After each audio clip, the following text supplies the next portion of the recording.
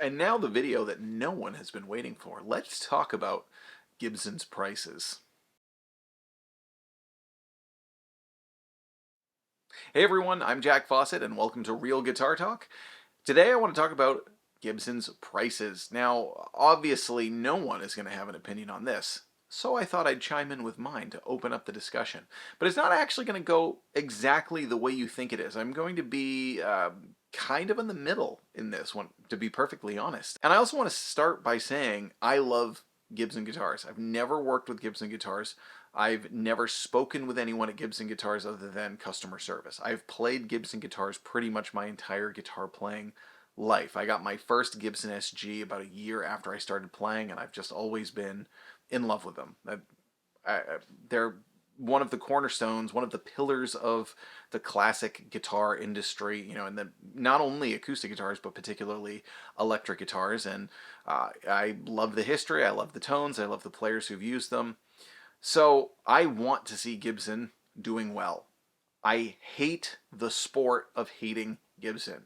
Now, I get where it came from. There were a lot of rumblings about how it was a terrible company to work for a long time. Price-wise, they're certainly quite a bit higher than other classic guitar counterparts and things, and there can be a perceived elitism about them. Why I'm in the middle of this is because there are sometimes that I think honestly Gibson gets it really right, and sometimes that they get it really wrong. And sometimes I think the parts that they get wrong are not what people tend to think that they are. So a couple of new models, or not necessarily new models, but improved updates of old models have come out now. And what I see in the comment section of a lot of these videos is grumbling about the price. And I have grumbled about the price of some of the Epiphones, which we will touch on in this video, so bear with me. Particularly one is the new Les Paul Studio, which just has been announced, and it's an update of the Les Paul Studio, which has been around for a long time, and they've added neck binding, and it looks great. It looks like another iteration of the Les Paul Studio. You don't expect a company to just sit on one design, add little bits here and there. Now those are coming in at $15.99, and a lot of people have kind of complained about the fact that, well, it's a Les Paul Studio, it shouldn't be $15.99. That's actually pretty reasonable, to be perfectly honest. I got my very first Les Paul in 2005, spring of 2005, and it was $11.99 back then. Now it's 2024, and the economy is in a very different place than it was 19 years ago.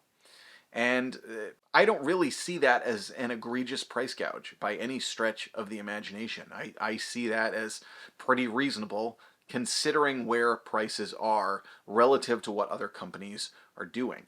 Similarly, I got a Fender American Deluxe Stratocaster in 2000, I want to say 2008? No, maybe it was 2007. Around there somewhere. That one was either $10.99 or $11.99, and someone can check on that if you want to see which one. It was brand new. I bought it. Now, the graduation of that guitar, you'd say, was the American Ultra, which is obviously a little different, so it might not be quite as one-to-one. But those are up around $2,000 now. That's a much more significant price increase than what Gibson has done with the Les Paul Studio, and I don't see at least as much kind of complaining about Fenders hiking their prices. I've generally seen across the board Fender hiking their prices more significantly proportionate to what they were than Gibson. Gibson's Les Paul Standard is really not bad comparatively to what it used to be. The Les Paul Standards, obviously there's a couple of different kind of levels and options. They're around $2,800 to a little over $3,000. Yeah, that's an expensive guitar. I'm not saying it's not an expensive guitar, and I'm not saying it's necessarily a steal or anything like that, but again, comparatively to where the Les Paul Standard was more around like $2,100 kind of back then. Again, someone can feel free to check me on my price accuracy here, but that's about roughly a 30%-ish increase is really not bad considering the amount of time that's gone by and considering it also costs more to make these guitars. Now, could Gibson drop the prices? I would love to see Gibson drop the prices a little more. I certainly think that some of it's going towards their Gibson garage and trying to boost their presence as a company. Certainly not all just going to the manufacturer of the guitar, but I don't really see it as this kind of crazy, egregious price expansion like they get the criticism for. On the other side of the equation, you do see some wacky stuff. You see the Murphy Lab stuff coming in at just obscenely high prices. Now, those are amazing guitars, but one of the issues that I do see Gibson having that I think people don't talk about is that there's a gap. There's frequently gaps in what they offer. Now, I talked about this with the Gibson Firebird. Like, for instance, Gibson, as of right now, does not offer a regular level Firebird for the kind of average player who can afford a Gibson, can't afford a Murphy Lab, but wants something a little higher than an off-brand or an alternate brand. You can either get the high-end Epiphone, which is $1,700, which I do think is really overpriced, even though it's a great guitar. It's just overpriced for what it is. If you don't want to get the Epiphone, you have to jump up to the Murphy Lab. For the cheapest one that I saw was $6,500. So there's a big gap there, and I think I see this as kind of part of the thing that Gibson's not doing well. The custom shop stuff that they're coming out with is just so wildly priced high that there should be more options kind of in the middle for players who want a higher end guitar but who can't afford more collector's prices. And some of them are outright silly. They just introduced the Gibson BB King 355 Rumble in the Jungle. It's just like the one that BB King played supporting the famous Muhammad Ali fight. One of BB's best performances. It's one of the walnut brown 355s. And if you're a BB fan, you know that that's probably one of his best performances ever. It's just absolutely magical. When I saw the announcement, I got the email. I'm on their email list, and I thought, okay, I actually thought, I'm going to guess how much this is going to be. I'll say, like, I bet it would be, for what it is, for what Gibson's doing, it would be reasonable at like $5,000, based on everything nowadays. I said, so okay, so I'll probably, if I think it would be reasonable at $5,000, it's probably going to be like $7,000, $8,000. It's $10,000. I did a quick Google search and I found a couple of actual guitars from the 70s that are the same one that BB would have bought at the store. Not the same one he played, but the same one that he would have gone out and bought that were less money. You could get the actual thing for less money than the custom shop one. Ironically, the custom shop one might be a little bit better quality-wise because the 70s weren't a great era for Gibson, but that's neither here nor there. Some of that kind of stuff, or like having an Epiphone Firebird at $1,700 and then not having another Firebird until, much higher. Those are the things that I don't think Gibson has a good handle on.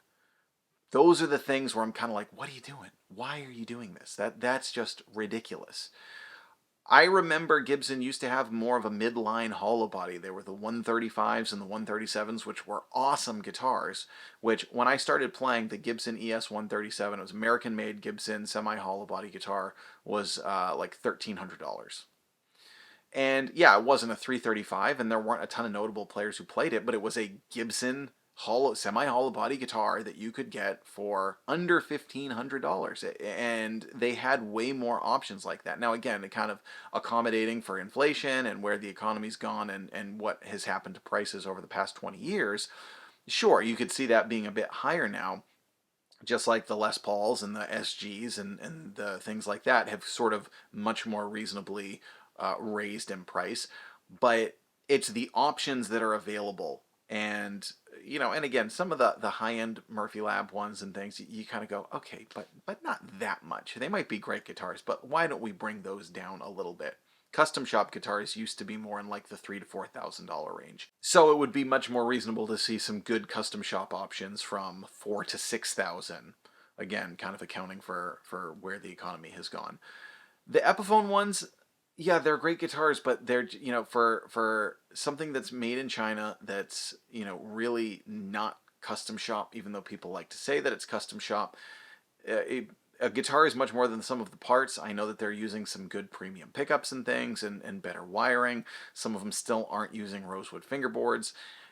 They're probably 15 to 20% priced too high, even though they're great guitars. They should come down a little bit in price, I think. Yeah.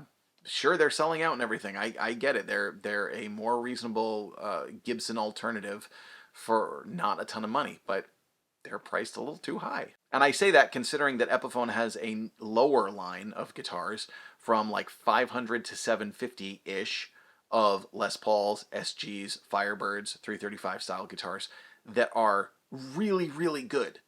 They're great guitars for, particularly for the money and for what they are. Epiphone, in that sense, has kind of become its own worst enemy because the idea of getting an Epiphone was always, well, maybe it's not quite as good as the Gibson, but the Gibson isn't, $1,000 or more dollars better than this one.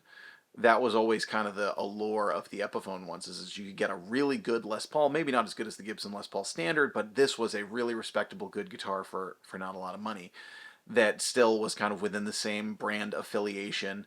And now when you have the Epiphone guitars that are kind of creeping up on 1,500 plus and getting towards 2,000 for some of them, you kind of go, but those aren't that much better than the lower end Epiphones. So Epiphone's kind of become its own bad guy, I think, in a sense there. I know a lot of people disagree with me on that one, but I see those as just priced too high. And again, trying to take the place of some of the Gibson models that should exist more in a reasonable territory. And like I said, if the higher end Epiphone ones there were like 15-20% cheaper, and if Gibson offered more things like a Firebird somewhere in the $2,000 range, again, accounting for inflation, I wouldn't have anything to say about any of this. I would generally say I don't think Gibson deserves all the anger that it gets comparatively. It seems like their prices have more reasonably grown than some of the other companies.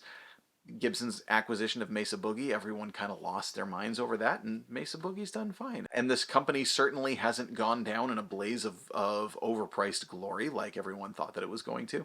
So there's become, again, this sport of loving to hate Gibson, and Gibson has made a couple of bonehead decisions along the way. 2015 wasn't a good year. But keeping things in perspective, couple of moves that I just don't understand that I wish they would sort out. I wish they would offer more in-between options. But they're still making a very high quality guitar that I think sound great and generally I think are reasonably priced. That's what I think about this. Please let us know what you think in the comments. I know that nobody's going to have any opinion about this subject, like I said.